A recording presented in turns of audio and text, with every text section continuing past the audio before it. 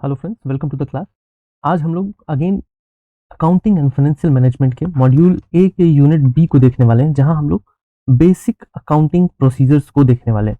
तो आपको नाम से ही समझ आ रहा होगा, बेसिक अकाउंटिंग प्रोसीजर्स। तो यहाँ पे पहले हम लोग देखते हैं कि कंटेंट्स क्या होने वाले हैं। तो objectives, introduction, concepts of accounting, going concern entities, double accounting, double entry system, principle of conservatism, revenue recognition and realisation, and accrual and cash basis. तो फ्रेंड्स देखिए, पहले तो कि आप ये देखिए कि बेसिक अकाउंटिंग प्रोसीजर। तो जो हमारे पास बेसिक अकाउंटिंग प्रोसीजर है, यहाँ क्या होता है कि ये हम लोग यहाँ पे इस यूनिट में कुछ कॉन्सेप्ट्स को पढ़ने वाले हैं, जिन कॉन्सेप्ट्स की मदद से हमको क्या समझना है एक्चुअली कि एक बेसिक गाइडलाइन क्या होना चाहिए। जैसे हम लोग अगर अपने प्रीवियस यूनिट को रिकॉल करें, एंड फ्रेंड्स जिन लोगों ने भी हमारे प्रीवियस वीडियो को नहीं देखा है, देन वी वुड से कि आप उस वीडियो को भी देखें, आइदर इससे पहले इसके बाद, लेकिन आप उस वीडियो को भी देखें। सो हम लोगों ने जो भी रेफरेंसेस प्रीवियस वीडियो में यूज करे हैं, आपको उन्हीं सारे रेफरेंसेस को इन वीडियो में भी यूज करना है, जिससे कि हम लोगों ने बताया था कि अकाउंटिंग को we just want to make it simple with your day to day accounting process. क्योंकि आप अगर पैसे से डील कर रहे हो even for your saving purpose, then that is also one kind of accounting. Maybe you are doing it unknowingly, but there is a relevance, there is certain things which exactly falls with some set of principles, लेकिन हम लोग उसको कर रहे हैं because that is the whole dynamics how it happens, so we have been doing it. तो friends हम लोग यहाँ पे देख रहे हैं कि जैसे रास्ते पे आप गाड़ी चला रहे हो, देन आपको लेफ्ट लेन में चलानी है।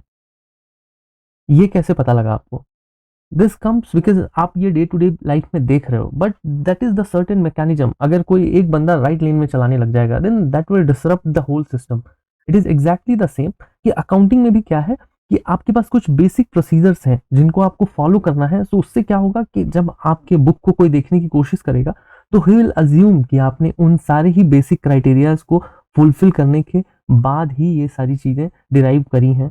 सो तो उसके लिए जो प्रोसीजर्स हैं, कुछ कॉन्सेप्ट्स हैं, कुछ प्रिंसिपल्स हैं, हम लोग उनको वन बाय वन देखेंगे। And friends, these all videos, the previous video, today what we are making, all these are concept based videos. So आपको डेफिनेटली यहाँ से कुछ क्वेश्चंस डायरेक्टली मिलेंगे, एंड आप अगर concept wise if you are equipped, you will be able to make maximum out of it. तो हम लोग देखते हैं कि why basic accounting procedure needed.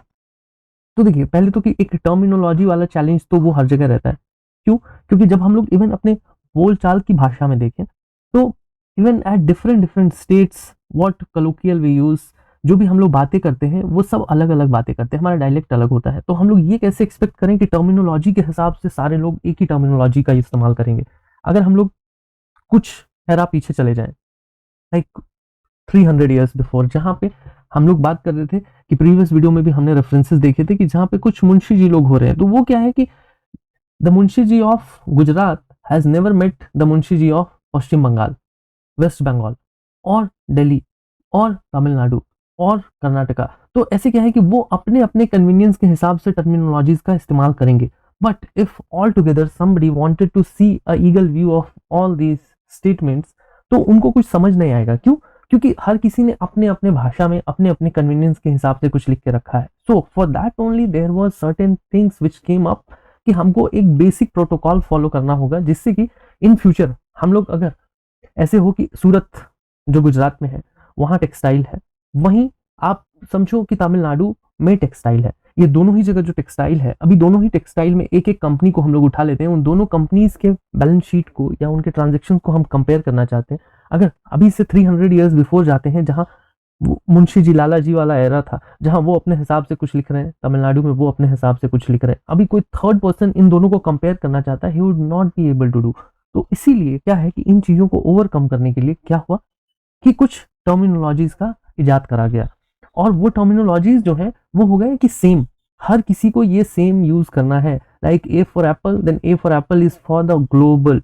It is not that कि ए फॉर एप्पल दिल्ली में अलग लोग ए फॉर एप्पल बोलेंगे और केरला में ए फॉर बॉल बोलेंगे। तो वही ये मतलब बेसिक चीजें, जो बेसिक आउटलाइन है, बेसिक कॉन्सेप्ट है। तो देखिए कि various writers use different term for the same concept, leading to confusion.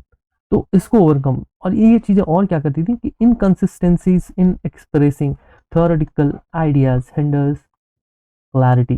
तो क्लैरिटी नहीं होता था। तो इसी के लिए कुछ बेसिक रूल्स फॉर ट्रांजेक्शन बनाए गए, recording transaction follow some fundamental rules, जहाँ पे रीजन यूसेज एंड नेसेसिटी के हिसाब से। Then serve as foundational assumptions in financial accounting theory. कि इसको कैसे देख रहे हैं कि फाउंडेशनल अजम्पशन मतलब क्या हुआ कि आपका कोई फ्रेंड अगर आपसे कहता है कि मैं दिल्ली टू जयपुर अपनी कार से आया हूं, then the fundamental assumption would be कि वो लेफ्ट से ही ड्राइव करके आया होगा। उससे हम ये पूछेंगे नहीं कि तुम लेफ्ट लेन में ड्राइव करके आए हो कि राइट लेन में ड्राइव करके आए हो। तो वही ये उसी तरह की बात है कि कुछ फंडामेंटल अजम्पशंस जो हैं वो बना दिए गए हैं फॉर बेसिक अकाउंटिंग प्रोसीजर्स, जिसको हर किसी को ये पता है कि ये चीज तो बंदा कर ही रहा है। और उसके बाद ही जैसे बैलेंस शीट आपके हाथ लगती है, तो balance sheet if you are seeing, आपको पता है कि बैलेंस शीट में उसने ये सारे अजम्पशंस जो हैं वो ऑलरेडी अप्लाई करे हुए हैं।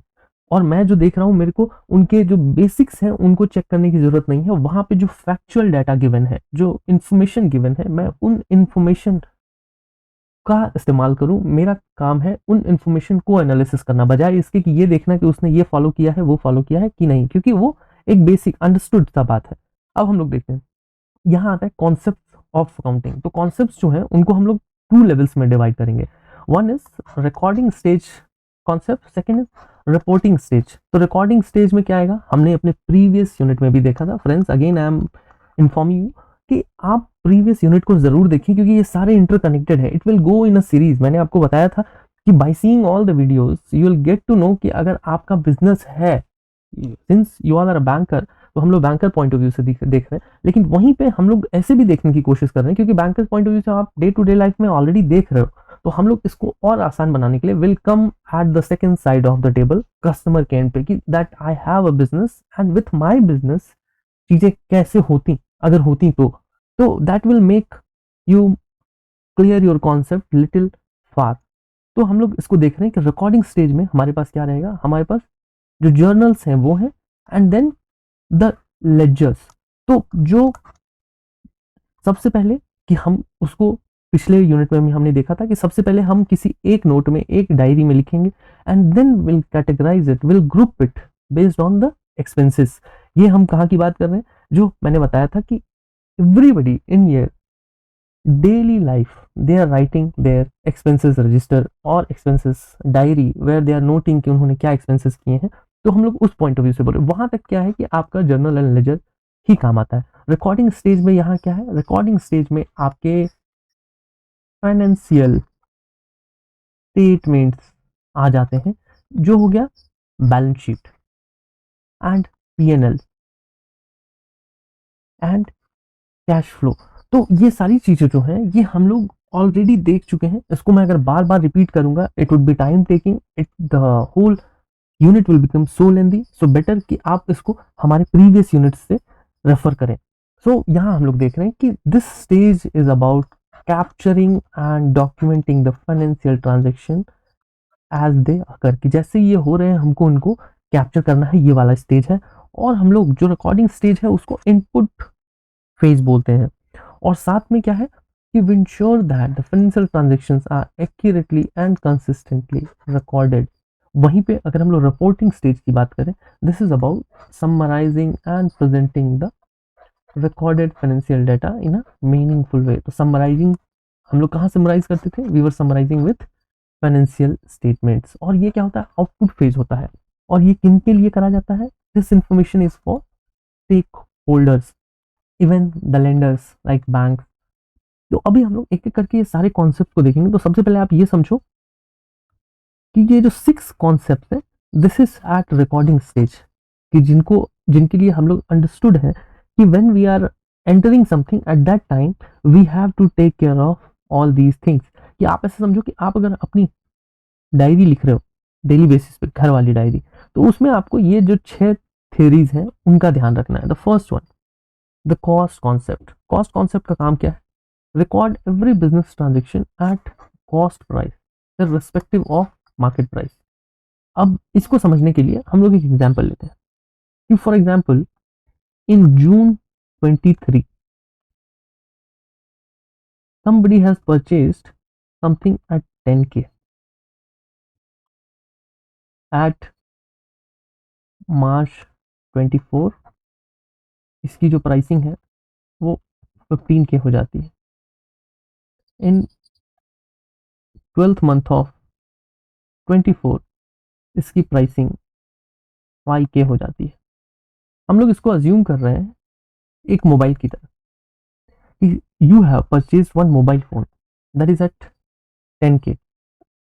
मार्च में उसकी प्राइसिंग 15K हो गई एंड दिसंबर में उसकी प्राइसिंग 5K हो गई। बट व्हेन एंड देन आप अपने फ्रेंड से मिलते हैं, व्हाट डू यू रेफर? आप रेफर करते हैं मैंने ये मोबाइल 10,000 में लिया था। आप ये रेफर करते हैं मैंने ये मोबाइल इवन अभी से 5 साल डाउन द लाइन जाके भी आप रेफर करेंगे, देन यू रेफर कि आई बॉट इट एट 10,000। आप कभी ये नहीं कहते हो कि नहीं मैंने तब 10,000 में लिया था, अभी 15 है इसीलिए मैंने 15,000 में लिया था, मैंने 20,000 में लिया था। No, there is no mechanism. So ये क्या है कि it is all about the cost price. It always be remain at its cost price. तो कभी भी कोई मशीनरी खरीद रहे हैं कंपनी के पॉइंट ऑफ व्यू से, तो वहां पे क्या है कि आपको हमेशा जो है you have to be stick to the cost price only. अभी क्या है कि monetary transaction recorded at historical cost, वही again in the different way. एक मशीनरी जो परचेज कर रहे हैं, हमने जितना सप्लायर को पे किया था plus the installation cost, that will only remain our cost price. And friends ये जो है ये बेसिक कॉन्सेप्ट है कि cost price for a machinery that will be paid to supplier plus installation cost. तो ये सारी चीजें जो है अभी इन फ्यूचर हम लोग यूज करने वाले हैं इन अपकमिंग यूनिट्स। तो इन चीजों को आप थोड़ा नैरोली देखते जाइए, आपके दिमाग में ये चीज फिट हो जानी चाहिए अभी कि कोई मशीन कोई बंदा खरीद रहा है, if you are purchasing something then what installation cost comes, that is also the part of product only. अगर अभी आप फ्लिपकार्ट से कुछ मंगवाते हैं then installation is free because उन्होंने उसको चार्ज कर लिया है at the time of billing for that product. तो इस चीज को आपको हमेशा ध्यान रखना है, कभी भी इंस्टॉलेशन कॉस्ट को आपको अलग से कहीं भी यूज नहीं करना है। Now we are coming as कि fix assets maintain at cost price, again वही रिपीट हो रहा है।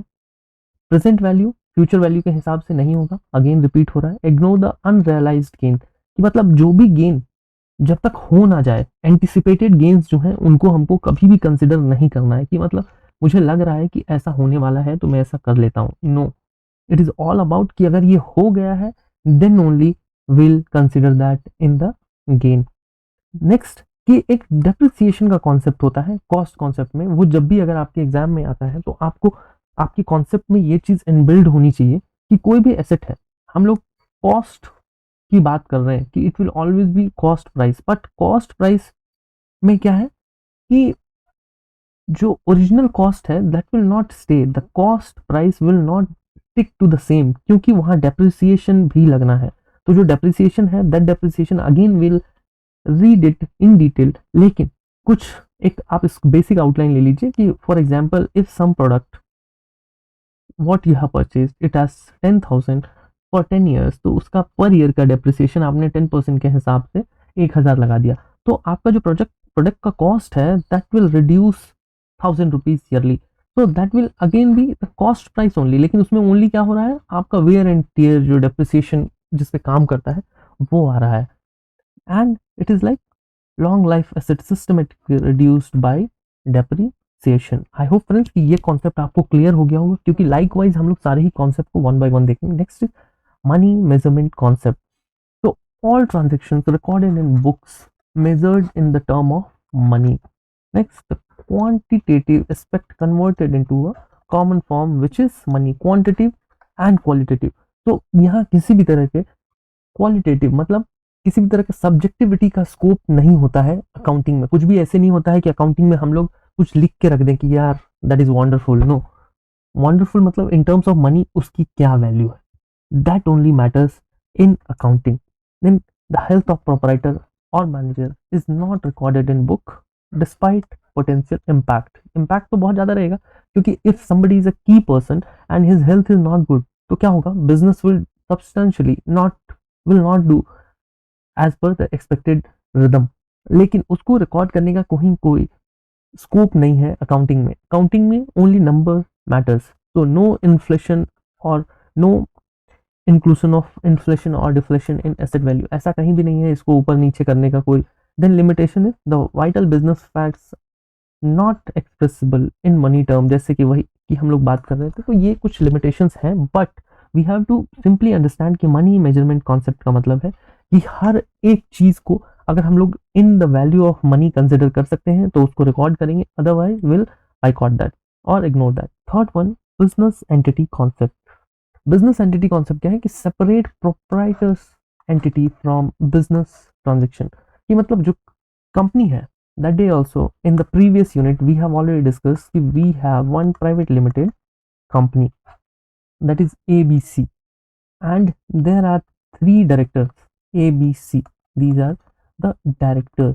तो अगर हम लोग ये देखें कि on this page how many entities we have here, we have four entities, number one, number two, number three, and the business itself is one separate entity। तो बिजनेस को आप एक सेपरेट एंटिटी की तरह देखो।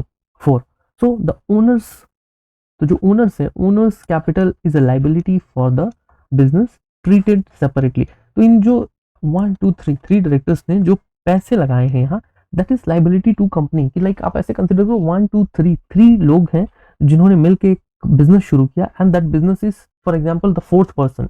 सो इन तीनों ने पैसा जो है वो फोर्थ पर्सन को दे दिया, so the fourth person is having the liability. So business के टर्म में उसको क्या बोलते हैं, उसको बोलते हैं कैपिटल, और इसी को बोलते हैं ओनर्स इक्विटी। अभी इसके जो एप्लीकेशंस की, proprietors withdrawal treated as drawing. अभी देखिए क्या होता है कि जब भी प्रोप्राइटर जो है वो अगर बिजनेस से पैसा निकालते हैं तो that is called drawing, that is not called कि वो लोन ले रहे हैं या कुछ भी। क्यों? क्योंकि वो जब भी पैसा निकालेंगे तो उनका जो, आपको पता होगा फॉर एग्जाम्पल कि पहले हम लोग ये देख लेते हैं कि asset equals to liability plus owners equity. तो जब भी ओनर अगर अपना पैसा विड्रॉ करता है then this will come down. तो ये अगर नीचे आ रहा है इट मीन्स कि जो ओनर्स जो है उनकी ड्राइंग बढ़ रही है, मतलब वो अपनी ड्राइंग को इंक्रीज कर रहे हैं, and this is called drawing, this is not called any other term.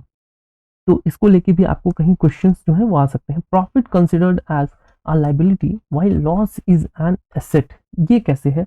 Again हम लोग इस टर्म को थोड़ा डिटेल में देखते हैं, क्योंकि जो जनरली होता है कि एक बेसिक अजम्पशन जो है कि profit is a positive thing, liability is a negative thing. देखिए क्या है ना कि जब भी प्रॉफिट हो रहा है एंड दैट प्रॉफिट, वो प्रॉफिट कहाँ जाता है? दैट प्रॉफिट जो है वो यहाँ पे एडजस्ट करा जाता है।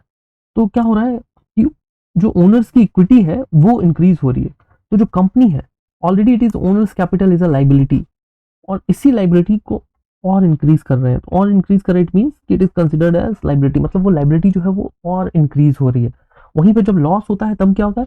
जब लॉस होता है तो कोई भी जो कंपनी होती है उनका जो कैपिटल है वो क्या होता है? वो इरोड होता है, मतलब वो कम होता जाता है। तो इस चक्कर में क्या है कि इनके एसेट का लॉस हो रहा है। तो आई होप फ्रेंड्स कि हम लोग इस भी टर्म पे क्लियर होंगे।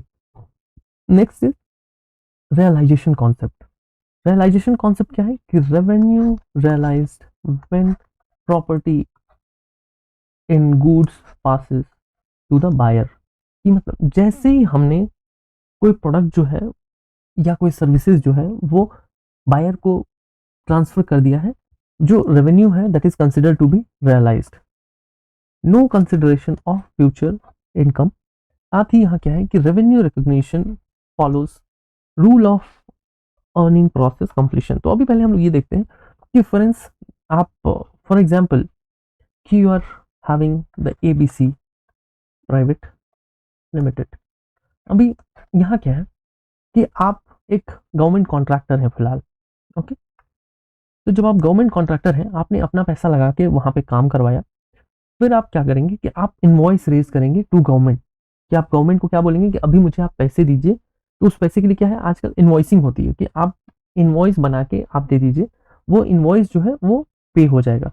तो जैसे ही मैंने इनवॉइस बनाया तो वो इनवॉइस में क्या होगा, वो इनवॉइस में मेरे चार्जेस होंगे, मेरे अमाउंट की जो मेरे को मेरे सर्विस चार्जेस हैं वो है, प्लस जीएसटी मेरे को पे करना है, equals to the total invoice value. तो ये पैसे क्या आपको तुरंत मिल गए? नहीं ना, आपने इनवॉइस जैसे ही जनरेट किया, आपको आपके अमाउंट के चार्जेस प्लस जीएसटी आपको गवर्नमेंट को पे करने हैं। That is the third unit, that is not the same, GST department को आपको पे करने हैं। इट मीन्स कि जो रेवेन्यू रियलाइजेशन है वो एक अलग बात है। यहाँ पे क्या है कि आपने जैसे इनवॉइस रेज किया, आप उसको यहाँ देख ले रहे हैं कि दैट आपका जो अमाउंट है वो consider to be your income. And जो रेवेन्यू रिकग्निशन है वो एक रूल्स ऑफ अर्निंग प्रोसेस को भी फॉलो करता है। तो यहाँ पे क्या है कि इसको देखिए, हम लोग ऐसे देखते हैं कि activities a business perform to deliver goods and services to its customers substantially completed, कि मतलब which means the core work needed to fulfill to the obligation is done। तो मतलब कि वही कॉन्ट्रैक्ट का काम क्या है कि ऑलमोस्ट डन हो गया है, तो हम लोग इनवॉइस जो है वो रेज कर दे रहे हैं। वो इनवॉइस जैसे ही रेज हो गया, दैट मीन्स कि आपका रेवेन्यू जो है that you can consider that as your revenue in your balance sheet. अभी जैसे रिटेल सेल्स है, यहाँ क्या है कि when customer buys an item at your store the earning process completes when item is handed over. अब पैसे वो अभी दे रहा है आपको या इन फ्यूचर में दे रहा है, दैट इज सेपरेट पार्ट।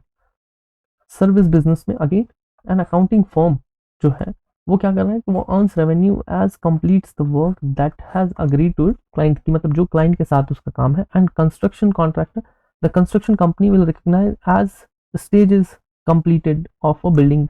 तो जैसे ही वो स्टेजेस कंप्लीट हो रहे हैं, वो तो अपना पैसा लगा के पहले कर रहे हैं और देन इनवॉइस रेज कर रहे हैं। तो जैसे ही इनवॉइस रेज किया, वो जो है वो रेवेन्यू जो है वो कंसिडर हो जाएगी दैट फॉर देम। अभी हम लोग देख रहे हैं कि डुअल एस्पेक्ट कॉन्सेप्ट। इसमें क्या है कि every transaction has double effect, debit and credit. Every transaction has two aspects, जहाँ पे हमारा जो इक्वेशन है उस इक्वेशन में कभी भी क्या होता है कि कुछ चीजें बढ़ेंगी तो कुछ चीजें घटेंगी।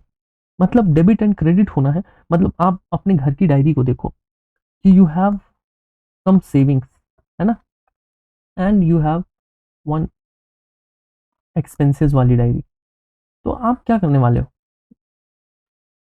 आप यहाँ क्या करेंगे कि अपने सेविंग्स में से थोड़ा पैसा डेबिट करेंगे, अपने एक्सपेंसेस वाले में क्रेडिट करेंगे, और फिर यहाँ से आपको जहाँ भी इस्तेमाल करना है, मेडिसिन में इस्तेमाल करना है, कहाँ इस्तेमाल करना है वो आपको। तो क्या है कि हर एक ट्रांजेक्शन के टू लेग्स हैं। अभी क्या हो गया कि आपने सारे महीने के खर्चे आपने कर दिए, अभी लास्ट में क्या है, आपने काफ़ी पैसा बचा लिया। जो भी पैसे बच गए यहाँ जो इन हैंड है आपके पास, आप इसको डेबिट करेंगे and you will credit to your savings. तो ये क्या होगा, ये एक बेसिक। अभी यहीं पे हम लोग ये देखते हैं कि मेरे पास कुछ एसेट है, कैपिटल है, लाइबिलिटीज है, ठीक है। ये क्या हो गया, एक बेसिक जो स्ट्रक्चर होता है बैलेंस शीट का वो। तो यहाँ क्या है कि फॉर एग्जांपल कि एक बिजनेस, एक कंपनी है जो आपकी एबीसी कंपनी, वहां पे क्या होना है, प्राइवेट लिमिटेड, सॉरी मैं भूल गया लिखना। तो आप एक मशीन परचेज कर रहे हो। अब जो मशीन है, दैट मशीन कॉस्ट 1 करोड़। आपने लोन ले लिया, कितने का, आपको लोन भी मिल गया 1 करोड़। तो क्या हो गया, आपका एसेट जो है वो 1 करोड़ से बढ़ गया। क्यों, क्योंकि मशीन आ गई आपके पास। वहीं आपकी लाइबिलिटी जो है दैट इज ऑल्सो 1 करोड़ से बढ़ गई। तो ये क्या है कि देखिए इसका इम्पैक्ट जो है वो दो जगह दिख रहा है, that is called the dual aspect concept. अभी the last one is historical records concept. Historical record concept में क्या है, past event recorded based on realisation, transaction recorded date wise creating the historical record. तो ये जो है कि आपको उसी क्रोनोलॉजी में आपको जो है कि डाटा को रिकॉर्ड करते जाना है। जैसे आप अपनी घर की डायरी जो लिखते हैं, उसमें कैसे लिखते हैं कि डेली बेसिस पे जो भी एक्सपेंसेस हो रहे हैं आप उस हिसाब से लिखते जाते हैं। इन practical term, accountants record the transaction as they happen, rely on the source documents like invoice, receipts and bank statement के basis पे। The record reflects what actually happened, not might happen in future। मतलब कि हम लोग को सिर्फ और सिर्फ we have to stick to the happened thing, not कि जो होने वाला है उसके ऊपर। अभी यहाँ तक जो था ये तो चीजें थी कि जब हम लोग रिकॉर्डिंग स्टेज में है, जहां हम लोग डाटा एंट्री कर रहे हैं। Now we are coming on the second level, जहां पे ये है कि अब हम लोग एनालाइज करने वाले हैं। So when we are analysing these entries which are already recorded, तो यहाँ अगेन हमको कुछ कॉन्सेप्ट जो है वो फॉलो करने। The first concept is going concern concept. So it assume और वी हैव टू अज्यूम कि business continuity with transaction record accordingly. कि ये क्या है, एक गोइंग कंसर्न रहने वाला है। यहाँ पे कुछ भी ऐसा नहीं होने वाला है कि ये एक लिमिटेड टाइम के लिए है। ये बिजनेस की कंटिन्यूटी को अज्यूम करता है विद ट्रांजैक्शन रिकॉर्डेड अकॉर्डिंगली। यहाँ पे क्या है कि फिक्स्ड एसेट जो है valued at cost not at market value, depreciation based on the total years of assets life carried forward annually, and reserves and provisions for future liabilities, deferred revenue expenditure जो है उनको हम लोग return of करेंगे over multiple years की, मतलब धीरे धीरे करके हमको उनको रिटर्न ऑफ करते जाना है, कम करते जाना है। एंड जो गोइंग कंसर्न है, इसका बेसिक मतलब है कि द लाइफ टाइम ऑफ जो बिजनेस है दैट इज इंफिनिटी, ये चलते रहना है, इसमें कहीं कोई ऑब्स्टेकल नहीं आना है, ये होते रहेगा। The next one is matching concept. तो matches income of period with expenses of that period. मतलब क्या है कि हमको ऐसे देखना है कि बहुत सारे एक्सपेंसेस ऐसे होते हैं कि कुछ एक्सपेंसेस जो हमने करे, आज कर दिया हमने, बट उसका इम्पैक्ट जो है हमको आने वाले 4 सालों में दिखने वाला है। तो वो जो इम्पैक्ट का जो पीरियड है, हमको जो एक्सपेंसेस हैं उसको स्प्लिट कर देना है ऐसे। जैसे फॉर एग्जांपल हम लोग ऐसे देख रहे हैं कि एक वेरी कॉमन एग्जांपल कि हमने एक इंश्योरेंस लिया है। इंश्योरेंस हमने लिया है 4 years के लिए। मतलब क्या है, ये 4 years के लिए प्रोटेक्ट करने वाला है हमको। ये जो चीज़ है ये कहीं भी इनकम में हेल्प नहीं कर रही है, but this is about the business. तो यहाँ पे क्या है कि जो अभी अमाउंट पेड है दैट इज 40K। कब हुआ है ये पे? तो this is paid on 20 to 21 financial year, ठीक है, 40,000। बट ये जो कवर हमको देने वाला है वो कब देने वाला है?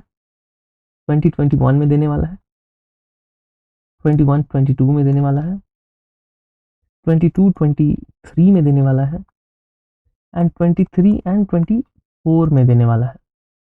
तो ये जो 40,000 जो हम लोगों ने यहाँ, तो पेमेंट तो हम लोग अभी यहाँ 2021 में ही हो गया पेमेंट, बट जब अकाउंटिंग बुक में लिखने की बात आएगी तो यहाँ पे हम लोग लिखेंगे expenses 10K, 10K, 10K and 10K। Am I clear friends? ये चीज़ शायद आपको समझ आ गई होगी व्हाट वी मेंट टू से, क्योंकि ये जो चीज़ें हैं ये बेसिक चीज़ें हैं। अगर आप इनको एक बार समझ जाते हैं तो this will help you on a long term. अभी क्या है कि adjustment for prepaid and outstanding expenses made in final accounts. तो देखिए, इसको देखने के अगेन वही तरीके की जो इंश्योरेंस वाला एग्जाम्पल मैंने आपको ऑलरेडी दे दिया है, ये प्रीपेड एक्सपेंसेस थे। अभी यहीं पे हम लोग आउटस्टैंडिंग एक्सपेंसेस की बात कर रहे हैं। तो आउटस्टैंडिंग में क्या है कि एम्प्लॉयज सैलरी, जैसे एम्प्लॉयज सैलरी जनरली कैसे होता है, आप किसी भी प्राइवेट फॉर्म में देखेंगे तो employ will work from 1st to 30th, for example for the month of April. But उनको पेमेंट कब मिलता है? उनको पेमेंट मिलेगा 3rd of May को। तो उनकी जो एंट्री है वो कहाँ होगी? उनकी एंट्री होगी मई मंथ में, राइट। लेकिन उन्होंने जो रेवेन्यू जनरेट किया है, उनका जो हार्डवर्क है, उसने कहाँ पे रेवेन्यू जनरेट किया है? उसने जनरेट किया है अप्रैल में। तो this expenses will move to April, जबकि हमने इसको यहाँ पे जो ट्रांजेक्शन है दैट इज इन मे। तो इस चीज को आपको समझना है। This is one basic thing what we wanted to make you understand. And then deferred revenue expenditure concept. इसमें डिफर्ड रेवेन्यू में क्या होता है? अगेन वही चीजें कि expenditure that provides benefit over multiple accounting period but not classified as fixed asset। जैसे कि हम लोगों ने कुछ एडवर्टीजमेंट का काम किया है, बहुत सारा एडवर्टीजमेंट हमने एक साल में कर दिया, significant research and development cost सब कुछ चला गया। तो ये क्या करेंगे कि जब हम लोग इसको मैचिंग कॉन्सेप्ट के पॉइंट ऑफ व्यू से देखेंगे, instead of expensing the entire amount in the period it incurred, its spreaded over the period it benefits. तो आई होप फ्रेंड्स कि आप ये चीज़ जो है वो समझ गए होंगे। Next is coming accounting period concept. तो देखिए, पहले तो क्या है कि हम लोगों को जो पहले दिखा वहां पे हमने क्या देखा कि बिजनेस जो है वो एक ऑन गोइंग प्रोसेस है, वो चलता रहेगा फॉर इन्फिनाइट टाइम। तो अज्यूम से business runs for a long time. लेकिन जो अकाउंटिंग है वो हमको ईच पीरियड के लिए करना है, मतलब फॉर अ फाइनेंशियल ईयर करना है, फॉर अ क्वार्टर करना है, फॉर अ हाफ ईयर करना है, हमको सब कुछ करना है।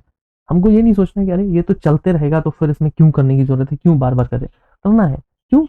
क्योंकि हमको सारे स्टेटमेंट्स को कंपेयर करने हैं, फॉर डिफरेंट पीरियड, ताकि हमको ये पता लगे कि हम लोग अपने पिछले क्वार्टर से इस क्वार्टर में कैसा कर रहे हैं, पिछले मंथ से इस मंथ में कैसा कर रहे हैं, पिछले फाइनेंशियल ईयर से इस फाइनेंशियल ईयर में कैसा कर रहे हैं। Uniform and consistent accounting treatment, ये भी चेक करने के लिए कि जो अकाउंटेंसी है वो हम यूनिफॉर्मली फॉलो कर रहे हैं नहीं फॉलो कर रहे हैं। Matching the periodic revenues with expenses, then enables tax calculation with dividend distribution. I hope friends कि जो आपका ये अकाउंटिंग पीरियड कॉन्सेप्ट है ये भी क्लियर हो गया हो।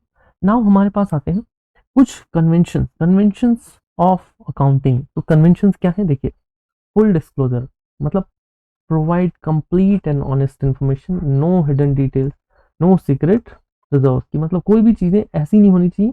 बिजनेस में जो भी आप बैलेंस शीट में लिख रहे हो उसको हम ऐसे समझ रहे हैं कि आपने फुल डिस्क्लोज किया है, आपने कुछ भी उसमें छिपाया नहीं है। फिर मेटेरियलिटी, मेटेरियलिटी मतलब कि focused on significant information only, की जो इंपॉर्टेंट एंड मेटेरियलिस्टिक इन्फॉर्मेशन है जिसको हम लोग इन टर्म ऑफ मनी और in term of some other value देख सकते हैं, हम लोग वही देखेंगे। Insignificant items can be omitted, कि लाइक जो बाकी की चीजें हैं which is not relevant about the company, कि एक बिजनेस के अंदर और जो बाकी चीजें चल रही होती हैं, एक कंपनी के अंदर और जो बाकी एंसिलरी चीजें चल रही होती है, लाइक कि कैंटीन का खाना बहुत वर्स्ट है, अच्छा नहीं है, ये नहीं है, वो नहीं है, तो वो चीजें जो है वो कहीं भी यहाँ ऐड नहीं होनी है। देन कंजर्वेटिज्म, जिसको हम लोग प्रूडेंस भी बोलते हैं। तो ये प्रूडेंस में क्या होता है कि जितने भी एंटिसिपेटेड पोटेंशियल लॉसेस हैं उसको हमको कंसिडर करना है, बट वहीं पे जो हमारे पास फ्यूचर प्रॉफिट्स होने वाले हैं जो अभी तक रिकॉग्नाइज नहीं है, हमको उनको ऐड नहीं करना है। ये हमने कहाँ देखा था, ये हमने अपने रेवेन्यू वाले उसमें देखा था। अभी इसका एग्जाम्पल क्या है कि हम लोग जब भी लोन देते हैं, तो एक लोन आप जब दे रहे हो अपने बैंक में, तो क्या है कि वहां पे एक एंटिसिपेटेड लॉस है, कि मतलब देयर इज अ चांस कि कस्टमर मे पे मे नॉट पे, may be he is paying today, may his situation may not be favourable tomorrow. So in all these scenarios क्या है कि हमको प्रोविजनिंग जो है वो स्टार्ट करनी है, और खासकर जहाँ पे डाउटफुल डेट्स हैं उनका तो प्रोविजनिंग जो है वो मैक्सिमम करना होता है। अभी कंसिस्टेंसी क्या चाहिए यहाँ पे कि use the same accounting method consistently over the time. क्यों? ताकि वो हेल्प करेगा कंपैरिजन में। डिस्क्लोज एनी चेंजेस और देयर इम्पैक्ट, कि मतलब अगर आप कुछ भी चेंज कर रहे हो, डायरेक्टरशिप में चेंज कर रहे हो, कुछ भी कर रहे हो, दैट ऑल आपको बताना है। देन फॉर एग्जांपल कि आपको डेप्रिसिएशन जो है वो सेम मेथड का इस्तेमाल करते रहना है over the years for the at least that article. कि मतलब फॉर एग्जांपल कि एक मशीन आपने परचेज करा, उस मशीन पे कभी आप स्ट्रेट लाइन मेथड लगा रहे हो, चलो ये चीज़ें हम लोग अभी आगे देखेंगे कि कभी हम 10% लगा रहे हैं, कभी हम 20% लगा रहे हैं, कभी हम 30% परसेंटेज, तो ये नहीं कर सकते हैं। There must be a uniformity, और उस यूनिफॉर्मिटी को ही कंसिस्टेंसी का कन्वेंशन कहते हैं।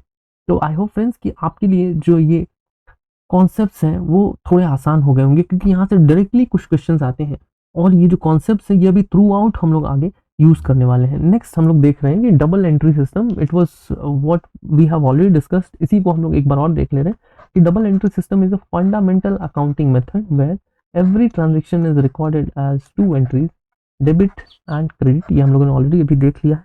This ensures that the accounting equation asset equals to liability plus owners equity always remain balance. इसको क्या है कि always this is 100, then all together this two will be 100 always. So every transaction effect hits at least two accounts. The total value of debits must always equal to the total value of credit. तो इसको हम लोग एक example से देख लेते हैं, शायद that will help us little more. तो सबसे पहले हम लोग देखते हैं कि हमारे बैलेंस शीट का कैसा होता है एसेट्स। तो अगर हम लोग ऐसे देख रहे हैं तो चलिए इसको थोड़ा और क्लैरिफाइड वे में देखते हैं कि हमारे पास है इक्विटी, साथ में हमारे पास है लाइबिलिटी। यहाँ पे हमारे पास क्या है, हमारे पास है एसेट्स, और ये जो दोनों होने हैं वो क्या होने हैं, बैलेंस्ड। यहाँ 100 है तो यहाँ भी 100 है। चलिए अभी हम लोग देखते हैं इसको, चलिए 10,000 करते हैं और बेसिक अंडरस्टैंडिंग को। अब क्या है कि जो सनी एक बेकरी शॉप है जो सनी चला रहे हैं, उन्होंने क्या करा कि 5,000 वर्थ का फ्लोर जो है उन्होंने क्रेडिट पे खरीदा है फ्रॉम अ सप्लायर। तो इस केस में क्या होगा, इस केस में ये होगा कि जो लाइबिलिटी जो है इनकी वो बढ़ जाएगी फ्रॉम 5000। तो यहाँ पे चलो हमने लाइबिलिटी इंक्रीज कर दिया, तो इट हैज़ बिकम 15,000। अभी जो एसेट है, तो प्लॉट तो इनके पास आ गया, मतलब एसेट भी एक 5000 जो है वो in the value, in terms of value 5000 increase हो गया। आप देख रहे हो कि कोई भी जो एक ट्रांजेक्शन है वो जो अफेक्ट कर रहा है वो टू लेग्स को कर रहा है, टू अकाउंट्स को कर रहा है। यहाँ पे एसेट वाले अकाउंट में, यहाँ पे लाइबिलिटी वाले अकाउंट में, दोनों ही जगह एंट्रीज हो रही हैं और यहाँ क्रेडिट, ये चीजें हो रही हैं। और इससे क्या हो रहा है कि देखिए ये अल्टीमेटली इनको बैलेंस रहना है। तो जो हमारे, और इन चीज़ों को फ्रेंड्स हम लोग अभी इन डिटेल आने वाली जो यूनिट्स है वहाँ देखने वाले हैं। एंड फ्रेंड्स आई होप कि आपको जो ये डुअल एंट्री सिस्टम है वो समझ आ गया होगा, क्योंकि जो ये डुअल या डबल एंट्री सिस्टम है यहाँ पे हर जगह जो है ये आप इन अजम्पशंस के साथ चलेंगे, then accounting will become very very easy for you. तो आई होप फ्रेंड्स कि ये जो सेशन है वो आपके लिए हेल्पफुल रहा होगा। एंड फ्रेंड्स मैं आपको फिर से रिपीट कर रहा हूँ that you must have to have one notes, not necessarily from us, आप कहीं से भी ले सकते हैं if you have, but don't trust on free floating notes. Then आपके पास कुछ MCQs होने चाहिए, क्योंकि वो अपडेटेड होना चाहिए। If you are not having an updated notes and most of the candidates are missing the exam with few marks, तो वो few marks क्या है कि उन्होंने ऑलरेडी पढ़ा है बट उन्होंने कुछ आउटडेटेड नोट्स पढ़ा है, तो उस वजह से भी that also cause you this type of at time। so better कि आपके पास एक planned स्टडी मटेरियल होना चाहिए जहां you must have a notes, a MCQ and a mock test, जहां आप सबसे पहले नोट्स पढ़ेंगे, MCQs को बनाएंगे, इन दोनों को मिला के once you get a confidence on a unit then you give the mock test for that unit. If it goes well go to the next and repeat the same, otherwise go back to the notes, read it again, go to the MCQs, read it again, and then come back to the mock test. Once mock test you are doing good, then again you move to the next unit, क्योंकि friends there is no belief that आप अगर पूरे subject को, पूरे syllabus को एक बार में पूरा का पूरा पढ़ जाएंगे then you are going to score very high. It is all about कि आप जो भी पढ़ रहे हैं that should be very good. So कहीं भी जो है वो क्वांटिटी मैटर नहीं करती है, always what matters is the quality, quality of study, quality of preparation what you have. So I hope friends we are very clear about what we wanted to say. All the very best. And नीचे एक number scroll हो रहा होगा, if at all you are finding it that you want some inquiry from our end, then just you can ping us on the number, and don't forget to like and subscribe our video. Thank you so much friends.